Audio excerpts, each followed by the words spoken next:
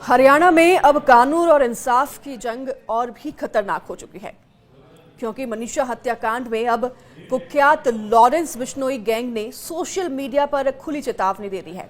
यानी कि अब इस गैंग की एंट्री हो गई है। उन्होंने चेतावनी में कहा, अगर हरियाणा पुलिस और सरकार कातिल को सजा नहीं देती तो हम खुद उसे मौत के घाट उतार देंगे। सोशल मीडिया पर पोस्ट करते हुए लॉरेंस बिश्नोई साफ कह रहा है कि अगर हरियाणा पुलिस न्याय नहीं दिला पाती है तो हम कातिल को मौत के घाट उतार देंगे। बताया यह भी जा रहा है कि इस हत्याकांड में लॉरेंस और रोहित गोदारा अपने वर्चस्व बनाने के लिए दावा कर रहे हैं। इससे यह तो साफ हो रहा है कि यह सिर्फ एक धमकी नहीं बल्कि स्टेट मशीनरी को सीधी चुनौती है। अब सवाल है कि क्या न्याय का फैसला अदालत करेगी या अब गैंगस्टर की बंदूक से होगा। हरियाणा में अब कानून और इंसाफ की जंग और भी खतरनाक हो चुकी है। मनीषा हत्याकांड में कुख्यात लॉरेंस बिश्नोई गैंग ने सोशल मीडिया पर खुली चेतावनी दे दी है। यानी कि अब लॉरेंस बिश्नोई गैंग की इस पूरे मामले में एंट्री हो चुकी है। चेतावनी देते हुए गैंग की तरफ से पोस्ट करते हुए लिखा गया कि अगर हरियाणा पुलिस और सरकार कातिल को सजा नहीं देती तो हम खुद उसे मौत के घाट उतार देंगे। सोशल मीडिया पर पोस्ट करते हुए लॉरेंस बिश्नोई साफ और खुली चेतावनी दे रहे हैं और कह रहे हैं कि अगर हरियाणा पुलिस न्याय नहीं दिला पाती है तो हम खुद कातिल को मौत के घाट उतार देंगे। अब यहां यह भी बताया जा रहा है कि इस हत्याकांड में लॉरेंस और रोहित गोदारा अपने वर्चस्व बनाने के लिए दबाव कर रहे हैं, दावा बना रहे हैं। इससे तो यह साफ होता है कि ये जो भी हो, यह सिर्फ एक धमकी नहीं है बल्कि स्टेट मशीनरी को सीधी चुनौती है। अब कई सवाल खड़े हो रहे हैं। यहाँ पर सवाल यह भी है कि क्या न्याय का फैसला अदालत करेगी या अब गैंगस्टर की बंदूक से होगा। क्या हरियाणा में इंसाफ की ताकत पुलिस के पास है या गैंग के पास। यह धमकी प्रदेश की राजनीति, पुलिस और जनता तीनों को हिला चुकी है। बता दें आपको कि 11 अगस्त का वो दिन, मनीषा 19 साल की प्ले स्कूल टीचर घर से निकली लेकिन वापस नहीं लौटी। 13 अगस्त उसका शव खेत में मिला, गले पर चोट और खून के निशान। पुलिस ने इसे सुसाइड कहा लेकिन परिवार और ग्रामीण इसे मर्डर मान रहे हैं। तो वहीं आपको बता दें कि अब तक 3 बार पोस्टमार्टम हो चुका है लेकिन अभी तक सच अधूरा है। पहली बार भिवानी सिविल अस्पताल में पोस्टमार्टम हुआ, दूसरी बार रोहतक पीजीआई में, अब तीसरी बार, क्योंकि पहले 2 पोस्टमार्टम रिपोर्ट्स में एक में आत्महत्या और एक में मर्डर बताया गया, तो अब तीसरी बार पोस्टमार्टम दिल्ली एम्स में किया गया। 20 अगस्त को दिया गया था पोस्टमार्टम के लिए शव। तो एम्स की रिपोर्ट अभी आना बाकी है। लगातार इस केस में मिस्ट्री बढ़ती जा रही है। सीबीआई जांच को सौंप दिया गया है पूरा केस। तो वहीं शव का अंतिम संस्कार 9 दिन तक रोका गया।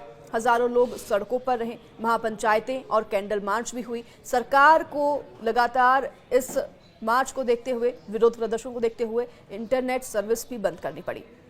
तो वहीं जस्टिस फॉर मनीषा कैंपेन पूरे प्रदेश में काफी समय तक छाया रहा।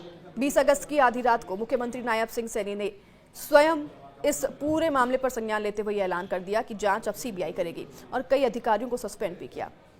सच सामने लाकर दोषियों को कड़ी सजा दी जाएगी, ये भी दावा किया जा रहा है। हालांकि अब ये पूरा जो मामला है सीबीआई के पास चला गया है। 21 अगस्त की सुबह छोटे भाई रितेश ने बहन को मुखग्नि दे दी है, लेकिन जनता अब भी पूछ रही है कि क्या सीबीआई सच सामने ला पाएगी। लॉरेंस बिश्नोई गैंग का बयान इस पूरे केस को और भी जटिल बना रहा है।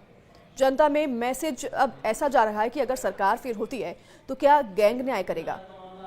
तो ये प्रशासन अब 2 मोर्चों पर फंसा हुआ है, सीबीआई जांच और गैंग की धमकी। अब यह केस मर्डर या सुसाइड की थ्योरी में उलझा हुआ है। पुलिस इसे सुसाइड मान रही है, जबकि परिजनों का भरोसा है कि बेटी कभी जान नहीं दे सकती, उसका मर्डर हुआ है। तो 10 दिन से मामला सुर्खियों में है। 15 अगस्त से प्रदेश भर में जस्टिस फॉर मनीषा कैंपेन चल रहा है।